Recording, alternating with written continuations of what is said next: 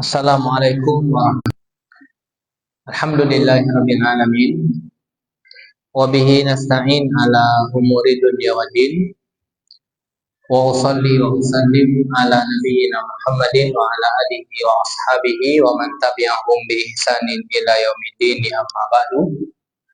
Para hadirin Bapak Ibu yang dirahmati Allah Subhanahu wa taala, alhamdulillah atas kemudahan yang Allah berikan untuk kita semua.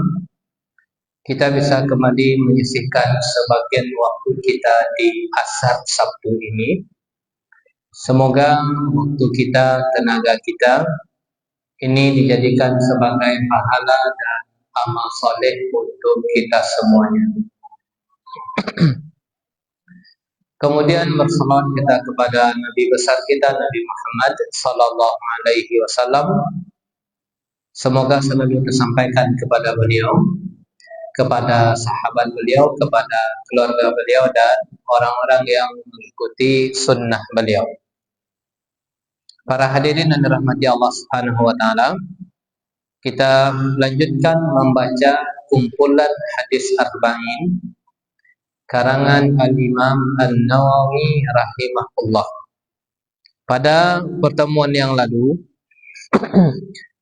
kita telah selesai dari hadis nomor 24 yang mengkabarkan kepada kita bahwasanya Allah Subhanahu wa taala tidak akan pernah menzalimi hamba-Nya. Allah kabarkan bahwasanya Allah telah mengharamkan atas diri Allah kezaliman.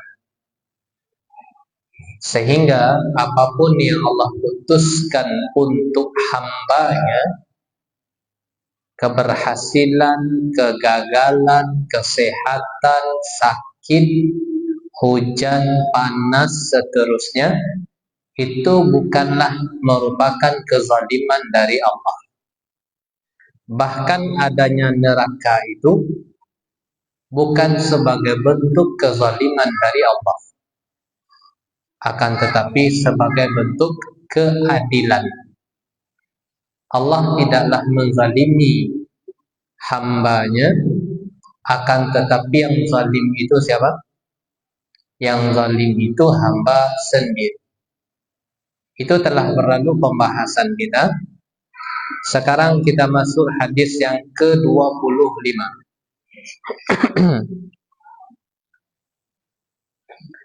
Di mana semangatnya para sahabat dalam mengumpulkan dan mencari jalan-jalan pahala. Para hadirin yang dirahmati Allah Subhanahu wa taala, kenapa semangat sekali sahabat? Karena yang akan dijadikan sebagai bekal kehidupan dunia dan akhirat itu adalah amal soleh. Terlebih pada kehidupan akhirat, di mana kehidupan setelah kematian itu rupiah tidak lagi berbicara, baju tidak lagi berbicara. Yang berbicara adalah amal, terlepas amal baik atau amal buruk. Sehingganya banyak sekali pertanyaan-pertanyaan sahabat kepada Rasulullah yang berbunyi tentang, wahai Rasulullah, sampaikan kepada saya amalan yang paling mulia. Bertanya tentang pahala semua para hadirin. Wahai Rasulullah, sampaikan kepada kami amalan yang paling agung itu apa, wahai Rasulullah? Rasulullah jawab, engkau salat di awal waktunya. Kemudian yang kedua, Rasulullah jawab, birrul walidain, engkau berbakti kepada kedua orang tuamu. Ada sahabat lagi yang bertanya kepada Rasulullah, semua motifnya tentang akhirat. Wahai Rasulullah, sampaikan dan tunjukkan kepada saya amalan-amalan yang bisa menyebabkan saya masuk surga, dan amalan-amalan yang bisa menyebabkan saya masuk neraka, jauhkan saya dari situ. Bertanya sahabat, semangatnya mereka untuk mengumpulkan bekal setelah perjalanan kehidupan ini. Nah, hadis yang ke-25 ini kira-kira apa model pertanyaannya? Ini pertanyaan sahabat dan permintaan sahabat. Kira-kira wahai Rasulullah, adakah jalan-jalan pahala yang masih saya tempuh untuk mendapatkannya? Nah, dengarkan pertanyaan sahabat ini. Hadis ke-25. Ini menggambarkan tadi kita sampaikan, mereka itu semangat untuk mengumpulkan bekal.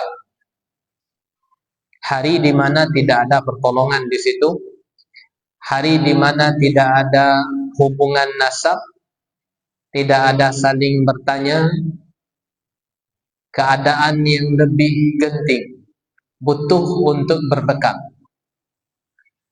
Hadis ke-25. An Abi Dzarrin radhiyallahu anhu aidan, dari sahabat Abu Dzar radhiyallahu anhu, anna unasan min ashabi Rasulillah sallallahu alaihi wasallam qalu lin nabi, bahwasanya ada sekelompok sahabat Rasulullah yang bertanya kepada beliau. Yang mengisahkan ini adalah sahabat Abu Dzar. Apa isi pertanyaannya?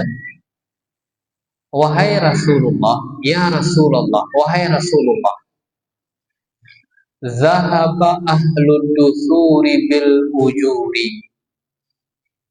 Orang-orang kaya itu, wahai Rasulullah, telah pergi dengan memborong pahala. Orang-orang kaya itu, apa kata sahabat ini? Telah pergi dengan membawa pahala yang banyak. Pertanyaan ini, apakah dalam rangka hasad dan sakit hati, iri dan dengki? Jawabannya tidak. Jawabannya bukan karena hasad pertanyaan ini. Pertanyaan ini meminta kepada Rasulullah, kami ini bukan orang kaya, wahai Rasulullah. Bagaimana kami bisa beramal seperti amal orang kaya? Pengen pula dapat pahala seperti orang kaya itu, para hadirin. Kemudian beliau melanjutkan, yusalluna kama nusalli. Mereka salat, kami pun juga salat. Berarti salat itu adalah amalan yang merata, baik dia lapang maupun sempit. Salat itu, baik dia kaya maupun dia susah, tetap salat. Berarti sama pahalanya ini antara si kaya dan yang tidak? Sama. Mereka salat, kami pun juga salat. Apalagi kira-kira yang ibadah itu sama antara kami dengan mereka yang kaya itu? Salat. Puasa. Untuk berpuasa apakah disyaratkan kelapangan harta? Jawabannya tidak. Sehingga sahabat ini mengatakan, yasumuna kama yasumun. Mereka berpuasa, kami pun juga puasa. Sama berarti. Yang tidak didapatkan oleh mereka yang kekurangan harta ini dari sisi mana? wa yatasaddaquna bifuduli amwalihim. Orang kaya itu, orang yang berkelapangan itu, di samping ada ibadah sholat, di samping ada ibadah puasa, mereka bisa sedekah, sedangkan kami tidak. Nah, di sini semangatnya cari pahala para hadirin. Mereka terbuka pintu pahala disebabkan harta mereka yang ada. Sedangkan kami, pintu sedekah itu tidak ada di hadapan mata kami. Karena kami tidak memiliki kelapangan harta. Coba para hadirin bayangkan, berarti sahabat yang kaya kala itu adalah orang yang dermawan. Bukan sekedar kaya untuk diri dia saja, akan tetapi kaya yang dermawan. Kaya yang pemurah. Dia bersedekah dengan kelebihan harta yang dia miliki. Dia bisa mendapatkan pahala zakat karena ada hartanya. Dia bisa mendapatkan pahala berjihad karena ada hartanya. Dia bisa mendapatkan pahala haji atau pahala umroh karena ada kelebihan harta. Sedangkan kami tidak. Apakah aduan seperti ini modelnya disebut dengan hasad? Jawabannya tidak. Akan tetapi solusi, wahai Rasulullah, kasih kami amalan yang lain. Bukakan kepada kami pintu amalan yang lain. Kami tidak bisa sedekah ini. Kami tidak bisa zakat ini. Kami tidak bisa untuk haji ini. Wahai Rasulullah, kasihlah saya tips amalan yang lain. Orientasi akhirat para hadirin.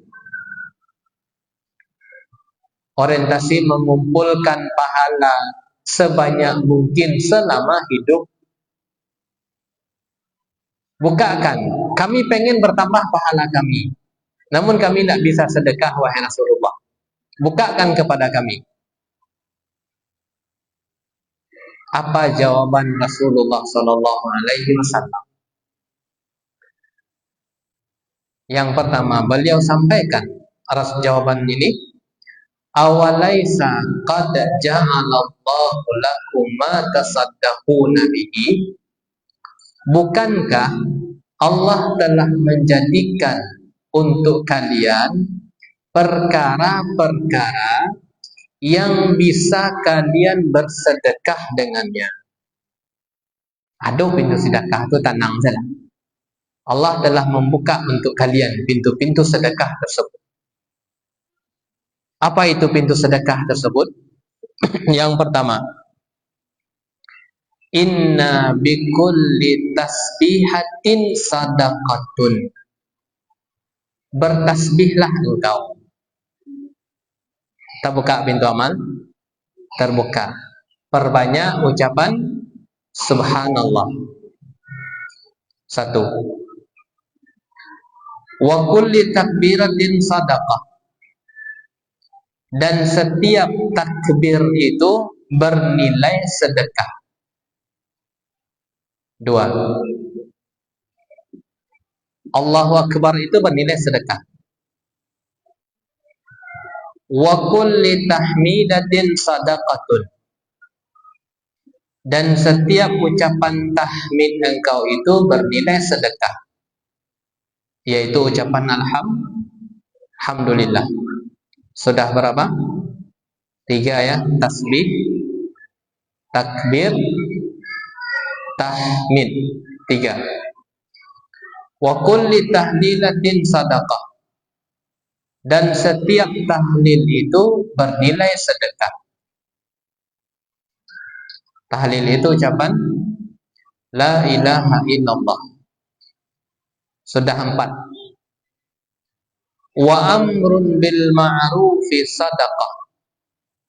Ngajak orang kepada kebaikan itu bernilai sedekah.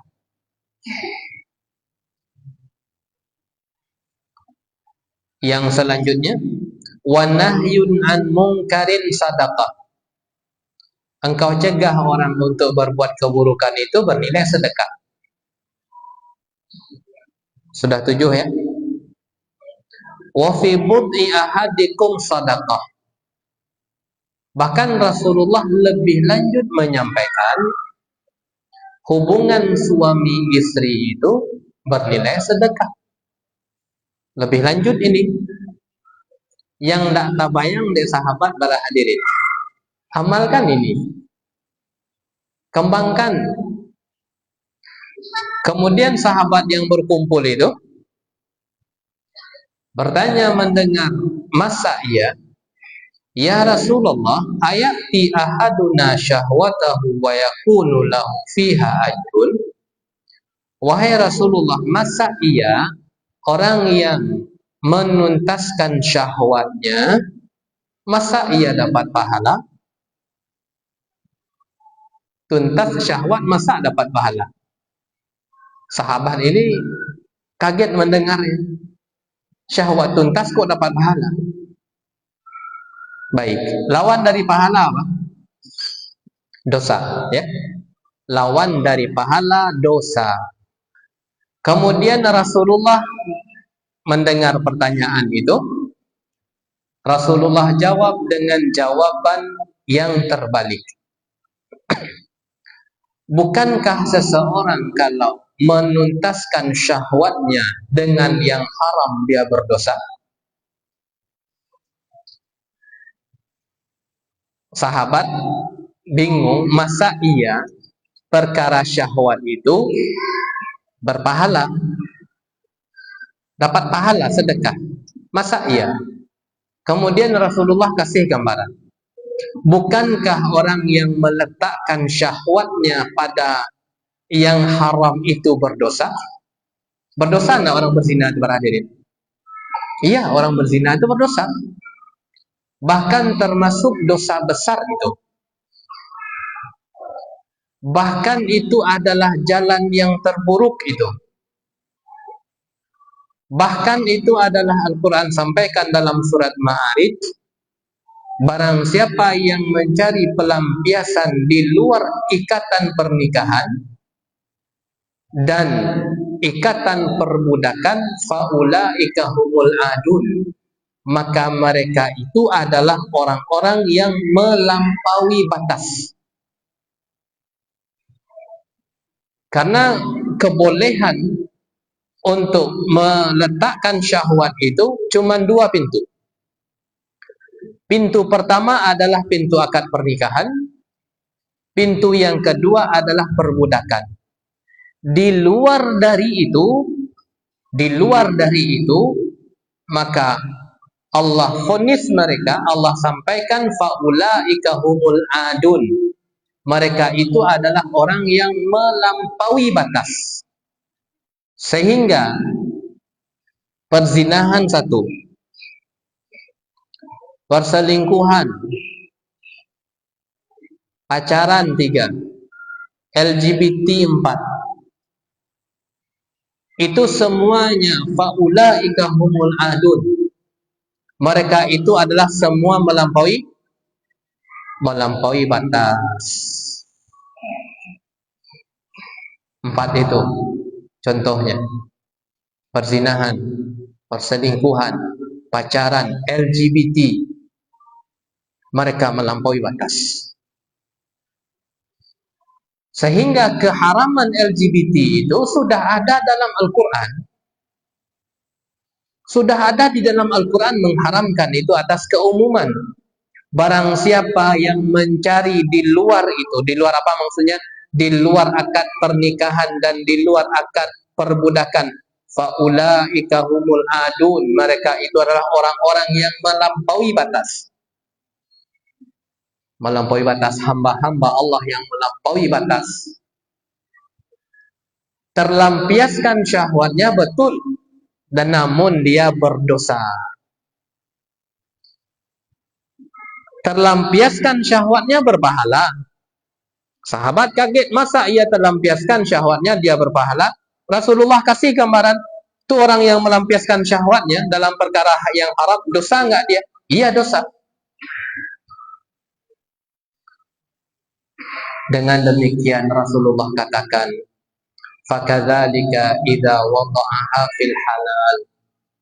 Begitu juga kalau syahwat itu ditaruh pada perkara yang halal, kana lahu ajrun, maka dia mendapatkan pahala. Para hadirin yang dirahmati Allah Subhanahu wa taala, hadis riwayat Muslim. Jadi sudah nampak ya, dari sisi mana semangatnya sahabat untuk mengumpulkan pundi-pundi pahala. Ketika pintu bersedekah itu tertutup buat mereka, mereka tidak putus asa. Apa ya kira-kira amalan yang bisa kami lakukan agar kami pun juga bisa mendapatkan pahala? Dalam riwayat yang lain para hadirin,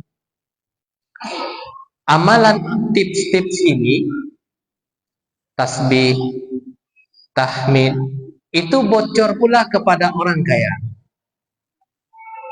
Sehingga orang kaya pun juga mengamalkan tasbih, juga bertakbir dia. Di samping sedekah tadi itu, di samping zakat tadi pun dia mengatakan subhanallah. Di samping dia bersedekah, dia mengatakan Allahu Akbar. Di samping dia membantu orang, dia pun juga mengatakan la ilaha illallah. Ngadu lagi kepada Rasulullah, masih ada enggak amalan yang lain wahai Rasulullah? Orang kaya tadi itu juga mengamalkan amalan yang kau kasih kepada kami. Masih ada enggak kira-kira yang lain? Subhanallah ya. Pengen sekali itu dapat pahala para hadirin. Masih ada enggak ya Rasulullah? Rasulullah sudah habis jawabnya. Rasulullah katakan, "Dzalika fadlullahi yu'tihi may yasha." Kalau demikian orang kaya tadi itu di samping sedekah, rajin pulanya berzikir, rajin pulanya bertakbir, rajin pulanya bertasbih. Itu adalah karunia Allah yang Allah kasih kepada orang-orang yang Allah kehendaki. Lah puncak amalan, sehingga amalan itu para hadirin yang dirahmati Allah Subhanahu wa taala, ada yang sifat yang pertama adalah amalan fisik, pengelompokan amalan. Yang pertama adalah amalan fisik. Yang kedua adalah amalan harta. Yang ketiga adalah amalan lisan. Yang keempat adalah amalan gabungan antara harta dengan fisik. Jadi ada sampai itu ya. Sampai itu. Oleh karenanya para hadirin, mari kita kembangkan sumber-sumber pahala ini. Amalan fisik, amalan harta, amalan lisan, kemudian amalan gabungan fisik dan harta. Mari kita kembangkan. Para hadirin yang dirahmati Allah Subhanahu wa taala, untuk amalan fisik kita yang menghasilkan pahala itu. Fisik kita yang beribadah. Badan kita yang melakukan ketaatan. Yang paling tingginya, yang paling puncaknya amalan fisik itu adalah menjaga salat 5 waktu. Itu ketaatan fisik yang tertinggi. Ibadah salat 5 waktu. Sehingganya tadi kita sampaikan, ada seorang sahabat yang bertanya kepada Rasulullah tentang konsep, wahai Rasulullah, apakah kriteria amalan yang paling afdal itu? Rasulullah jawab apa? Salat di awal waktunya. Amalan fisik. Sehingga terkhusus bagi seseorang perempuan menjaga ibadah solat 5 waktu dengan baik, menjaga ibadah solat 5 waktu dengan baik. Banyak agenda kegiatannya mungkin, banyak kegiatan online dia, kok belajar online, kok taksin online, kok tajwid online, asalkan jangan game online aja lah. Banyak yang online dia. Nah, jangan sampai itu terlalaikan kegiatan-kegiatan bermanfaat itu dari menunaikan solat di awal waktu, menjaga dengan baik. Karena perempuan yang menjaga solat 5 waktu dengan baik, dia mendapatkan keistimewaan. Yang mana keistimewaan ini tidak Nabi sampaikan kepada kaum laki-laki, akan tetapi Nabi sampaikan kepada kaum perempuan. Apa kata Nabi SAW? Dan apa keistimewaannya? Beliau sampaikan, ayyumam ra'atin salat khamsaha, perempuan mana saja yang menjaga salat 5 waktu, wa shamat syahraha, perempuan yang menjaga puasa wajibnya. Nah, kanak-kanak, ibu-ibu, hutang puasa dilunasi, ya.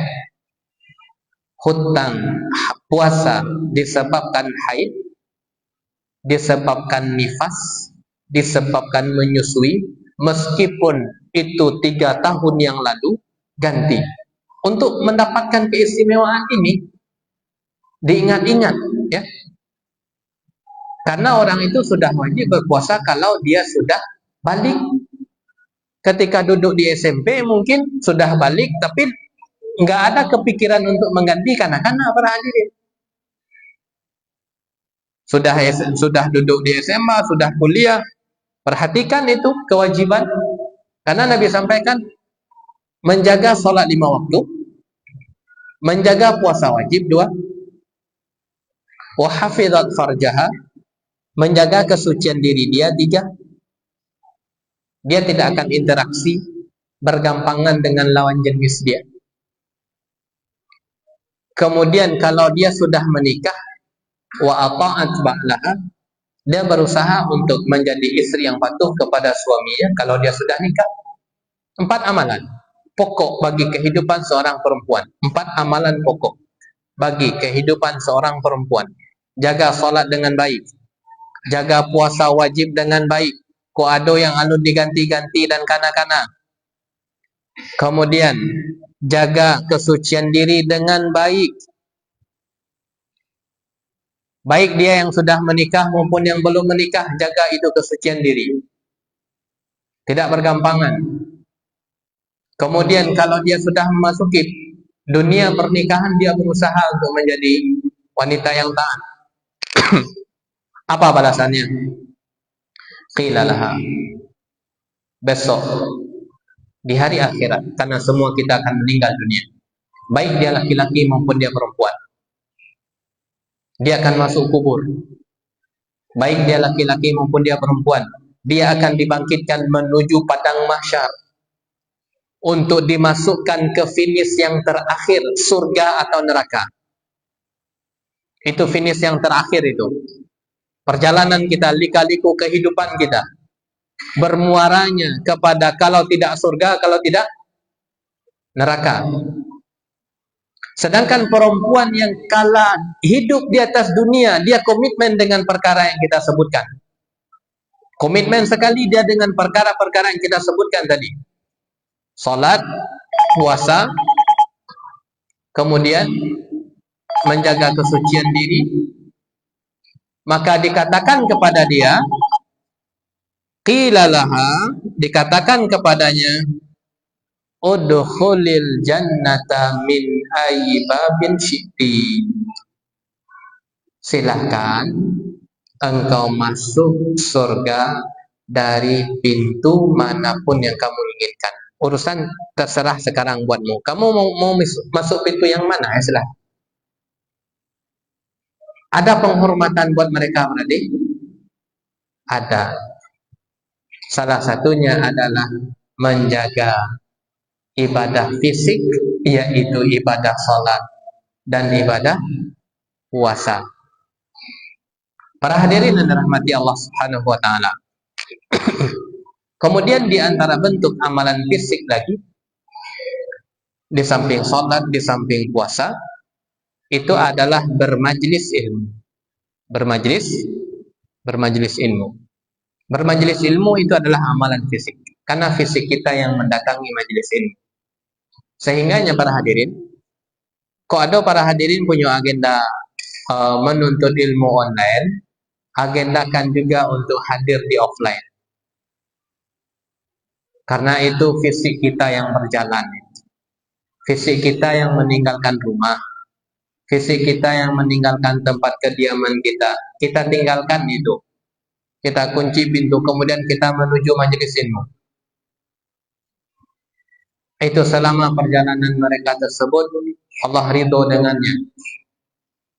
Sehingga Nabi sampaikan, kalau ada orang yang berjalan menempuh untuk mencari ilmu, Nabi sampaikan Allah berjanji untuknya, Allah permudah langkahnya untuk menuju surga.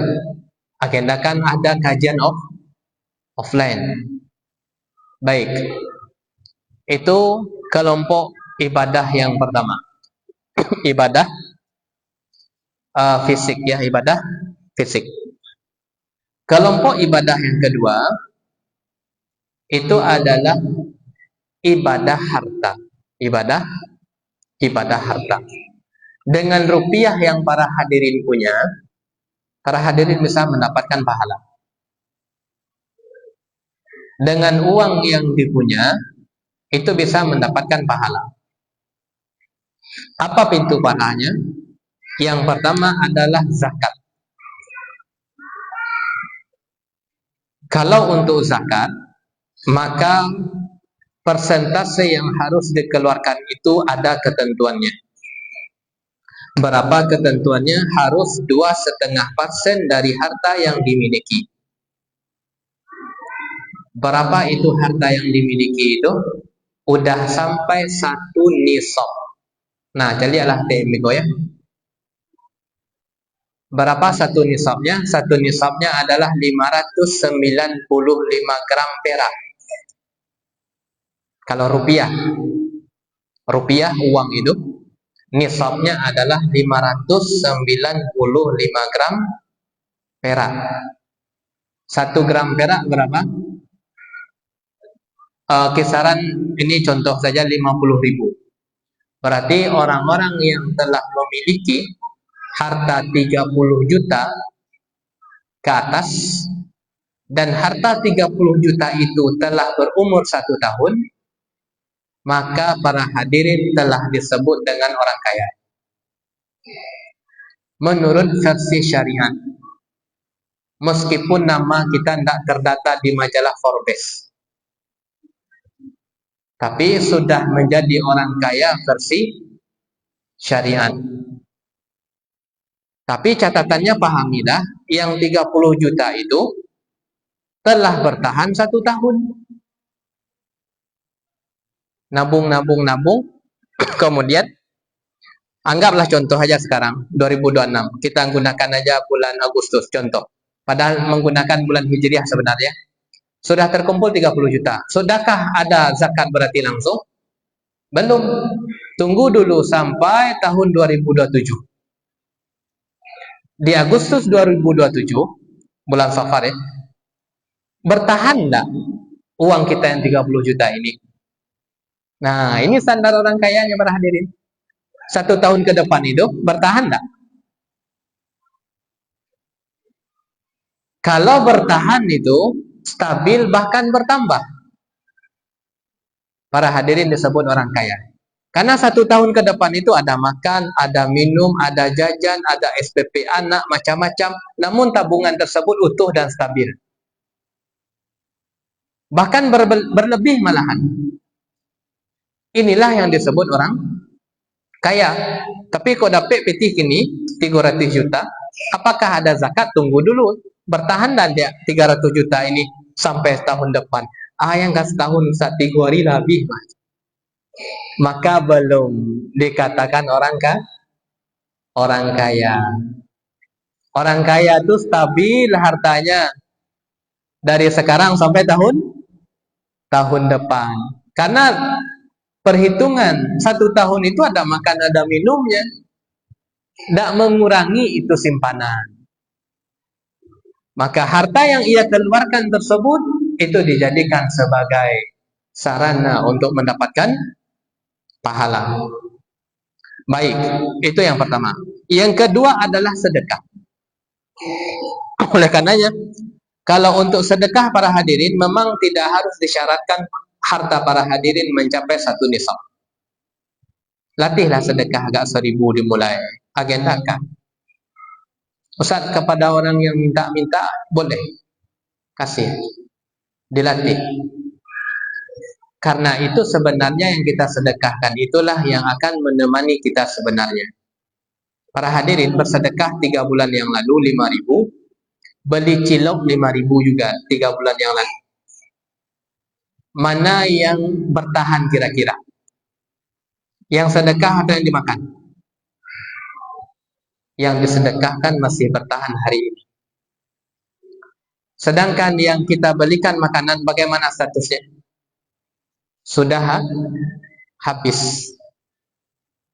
1.000 rupiah pekan lalu sedekah dan 1.000 rupiah juga beli bakwan. Mana yang akan menemani kita? Sedekah atau beli bakwannya? Sedekah ya. Kalau sedekah memang agendakanlah sesuai dengan kemampuan. Jangan tak bersedekah meskipun dengan 1.000 rupiah. Itulah yang akan menemani kita besok. Ini pertanyaan sahabat, mereka orang kaya itu sedekah wahai Rasulullah. Kami tidak ada uang, bagaimana kami mau sedekah? Rasulullah kasih solusi yang kita sampaikan. Baik itu amalan harta. Amalan yang ketiga yang perlu kita kembangkan sumber pahala itu adalah amalan lisan. Amalan lisan. Nah, ini perlu kita kembangkan. Amalan lisan para hadirin terbagi menjadi 2. Amalan lisan yang bermanfaat untuk diri kita dan orang lain. Amalan lisan yang kedua, amalan yang hanya bermanfaat untuk diri kita semata. Apa itu amalan lisan yang bermanfaat untuk diri kita dan sekaligus orang lain? Itu adalah ngajak kepada kebaikan. Ngajak kepada kebaikan itu bermanfaat untuk kita dan bermanfaat untuk orang lain. Sehingga para hadirin, mungkin adik, mungkin keponakan, atau kawan, ajak dia kepada kebaikan. Kau ada adik, ajak kepada kebaikan. Sampaikan kepada dia, kau ada yang perempuan, batasan aurat dia belum tahu, kasih tahu. Itu ngajak kepada kebaikan. Manfaat untuk kita, manfaat untuk dia. Atau mencegah dari yang mungkar. Tadi ngajak kepada kebaikan, sekarang apa? Mencegah dari kemungkaran. Dan tidak disyaratkan para hadirin ngajak kepada kebaikan atau mencegah dari kemungkaran, tidak disyaratkan kita harus menjadi manusia suci dulu. Itu pemahaman yang keliru. Ambo saya lun berih na dosa kama jahat dia belum. Ambo saya lun salah saya na dosa kama jahat ponakan belum.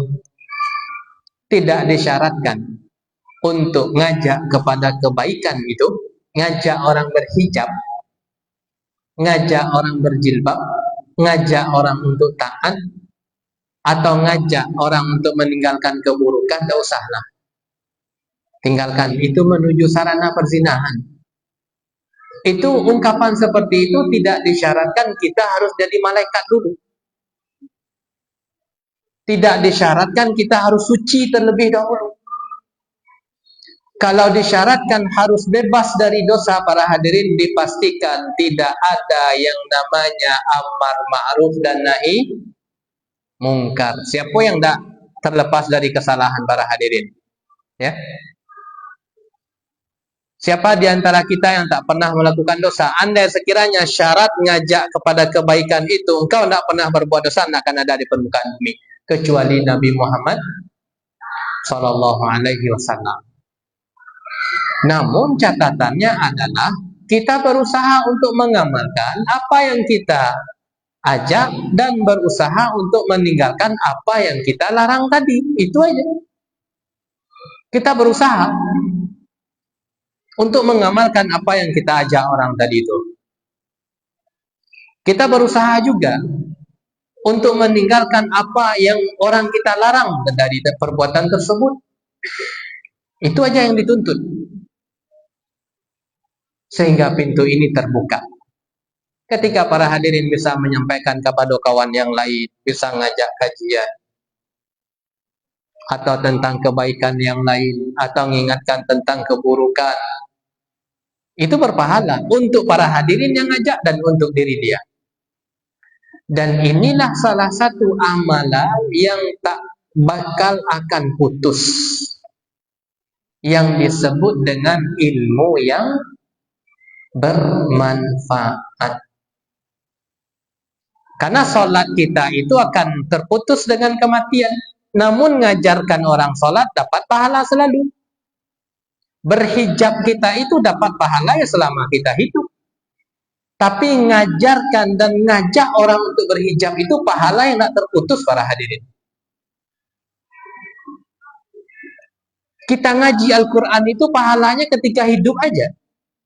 Namun kalau ngajarkan orang ngaji, ngajarkan tahsin, ngajarkan tajwid, itu pahala yang tak terputus. Meskipun kita sudah meninggal dunia. Sehingganya Nabi sampaikan apabila anak Adam itu meninggal dunia, terputus dia dari amalan. Kita hadir, ya selama kita hidup aja. Kalau sudah meninggal dunia nggak ada pahalanya lagi. Kecuali kita ngajak orang. Kecuali 3 perkara. Di antara 3 perkara tersebut salah satunya apa? Ilmun yuntafa'u bihi. Ilmu yang bermanfaat. Ambil jatah kita di sini. Tidak apa-apa untuk menukilkan kembali. Di status kita menukilkan kembali, tidak apa-apa. Mana tahu kita ada orang yang tersentuh dan dia mendapatkan hidayah, kita dapat pahala. Bermanfaat untuk kita dan bermanfaat untuk orang lain. Dia adalah apa? Amar ma'ruf nahi mungkar, dan tidak disyaratkan harus menjadi manusia suci terlebih dahulu. Namun kita berupaya mengamalkan apa yang kita ajak orang dan menjauhkan apa yang kita larang orang darinya. Baik. Para hadirin yang dirahmati Allah Subhanahu wa taala, kelompok yang kedua adalah amalan lisan yang sifatnya untuk pribadi kita. Untuk pribadi kita. Dan ini bernilai sedekah. Apa itu? Yang tertingginya, amalan lisan kita itu bertingkat-tingkat. Yang tertingginya, yang pertama adalah ucapan tahlil. Kalimat tauhid. La ilaha illallah. Itu adalah kalimat yang menyebabkan seseorang selamat dari kekal dalam api neraka. Sehingganya Nabi sampaikan sallallahu alaihi wasallam, "Man kana akhiru kalamihi la ilaha illallah dakhalal jannah." Barang siapa yang akhir dari pembicaraannya, akhir kalam ucapannya la ilaha illallah, dia masuk surga. Nabi sampaikan, beratnya ucapan la ilaha illallah di timbangan itu adalah gabungan 7 lapis langit dan 7 lapis bumi digabungkan itu. Kemudian ditaruh kartu la ilaha illallah di satu timbangan. Ditaruh juga 7 lapis langit dan 7 lapis bumi. Ditimbang. Ma yang baik, ucapan la ilaha illallah atau 7 lapis langit dan 7 lapis bumi. Nabi sampaikan, la rajahat bihinna la ilaha illallah. Maka lebih berat di timbangan ucapan la ilaha illallah daripada gabungan 7 lapis langit dan 7 lapis bumi. Pertanyaannya para hadirin, lah para kalian bertahlil kini, sudah berapa kalikah kita bertahlil mengucapkan la ilaha illallah? Tak terhitung le dosa, dia tak pernah. Jangan. Setidak-tidaknya para hadirin, ucapan tahlil itu kok tak bisa kita rutinkan di waktu lain. Setidak-tidaknya jangan sampai luput dari bertahlil setelah solat. Hendak aja bertahlil setelah solat telah lalai benar. Sebagai pelengkap para dari zikir yang 100. Apa itu pelengkap zikir yang 100? Tasbih 33, tahmid 33,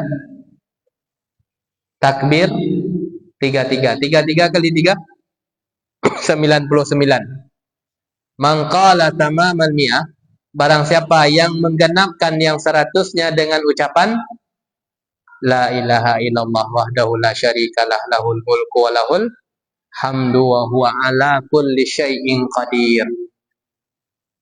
Oleh karenanya kita ingatkan diri saya kemudian para hadirin semua, jangan sampai setelah salat 5 waktu meluputkan zikir yang 100 ini. Sesibuk-sibuk para hadirin tunda dulu kesibukan sejenak. Ya. Jangan sampai sibuk tarawih. Duduk dulu. Tuntaskan zikir yang 100. Tuntaskan ayat kursi. Duduk dulu. Kau ada jiwa aku tak kadang capek untuk meninggalkan mukenah dan melepaskan mukenah, bilang sama dia, saya mau zikir dulu. Kenapa demikian? Ada ucapan tahlilnya di situ. Ada ucapan tahmidnya di situ. Ada ucapan tasbihnya di situ. Ada ucapan takbirnya di situ. Bukankah tadi kita mendengar setiap tasbih yang kau ucapkan itu bernilai sedekah? Setiap takbir yang kau ucapkan itu bernilai sedekah. Lah dibuka pintu oleh syariat. Bukankah setiap tahlil itu bernilai sedekah? Kita sia-siakan? Jangan. Silahkan sibuk, namun tuntaskan urusan salat. Salat 5 waktu, setelah itu berzikir. Salah satunya adalah zikir yang 100 ini. Terdapat di situ kalimat tauhid la ilaha illallah. Nah, baru tutup dengan qada salat ba'diyah. Seperti itu hendaknya para hadirin. Ada zikir-zikir yang kita tunaikan. Kok lalai kita pada waktu yang lain tadi kita sampaikan, setting diri kita untuk duduk menuntaskan zikir yang ada setelah solat. Kok lalai juga setelah solat itu, ya memohonlah taufik kepada Allah Subhanahu wa taala agar tidak lalai. Lah setelah solat kita lalai je lagi. Apalagi tidak didahului dengan ibadah solat. Baik. Kemudian tingkatan yang kedua, ucapan lisan kita yang bermanfaat untuk kita. Yang pertama adalah tahlil tadi. Syekh Sulaiman Ar-Haili hafizahullah mengatakan yang kedua adalah baca Al-Quran. Baca Al-Quran. Nah, ini zikir-zikir penting para hadirin. Ini amalan lisan yang penting-penting semua. Zikir tadi itu la ilaha illallah. Kemudian ucapan bacaan Al-Quran. Nah, agendakan para hadirin yang dirahmati Allah Subhanahu Wa Taala. Agendakanlah gak sakit para waktu hadirin kok gak 3 menit bana lah untuk baca Al-Quran. 3 menit. Kau tak bisa 10 menit, 5 menit. Ambo orang sibuk mana, Ustaz? Tak bisa setengah jam. Seperempat jam. Tak bisa seperempat jam, tak bisa 5 minit baca Al-Quran. Oh, tak bisa kayaknya 5 menit. Baik, tak bisa 3 menit. Tak bisa kita 3 menit untuk membaca Al-Quran, baik di siang maupun di malam. Dan juga tidak disyaratkan untuk membaca Al-Quran harus ada mushaf yang ada di tangan kita. Kami yakin para hadirin telah memiliki aplikasi yang ada di HP. Buka HP.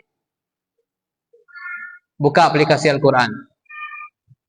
Silahkan dibaca. 1 ayat sudah. 3 ayat cukup. Tutup. Kok sabana sibuk mana? Ya. Buka aplikasi HP itu, baca Al-Quran. 5 ayat. Tandai. Saya berhenti di ayat yang ke-7. Besok saya lanjut. Berhenti di ayat yang ke-9. Besok lanjut lagi. Kenapa demikian? Karena itu adalah yang kita baca perkataan Allah. Allah berucap. Itu ucapan Allah kepada hadirin. Bukan ucapan manusia yang kita baca. Akan tetapi Rabbul Alamin yang berkata di dalamnya. Sehingga dia adalah amalan lisan yang terbaik itu. Agendakan. Kemudian yang ketiga, urutannya lagi adalah dengan memperbanyak istighfar. 1, la ilaha illallah. 2, baca Al-Quran. 3, perbanyak istighfar. Para hadirin yang dirahmati Allah Subhanahu Wa Taala.